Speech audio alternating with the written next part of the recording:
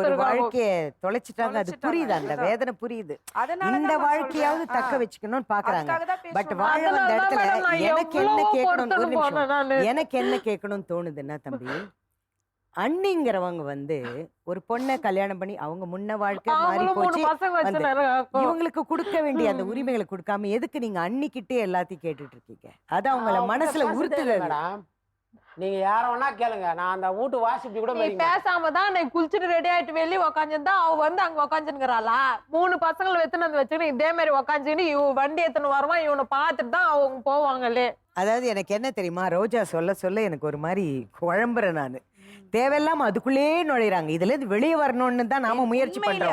இவங்களுக்கு வந்து வாழ்க்கை முக்கியம் இல்ல, அக்கம் பக்கம் ரொம்ப ரொம்ப ரொம்ப மோசமா இருக்காங்க. ஃபர்ஸ்ட் லைஃப்ல நான் ப்ரூவ் பண்ணிட்டேன், இன்னி வரைக்கும் அது கரெக்ட்டா தான் இருக்கு.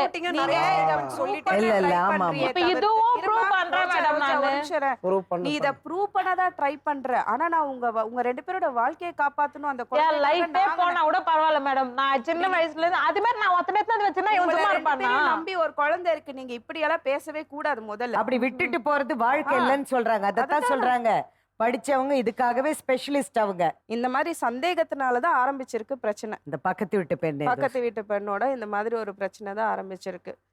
இவங்க வந்து ஸ்ட்ராங்கா சொல்றாங்க ஆமான்ற மாதிரி இவங்க சொல்றாங்க. அவரு சொல்றாரு நான் இப்பெல்லாம் பேசுறதே இல்லைன்னு இவர் சொல்றாரு.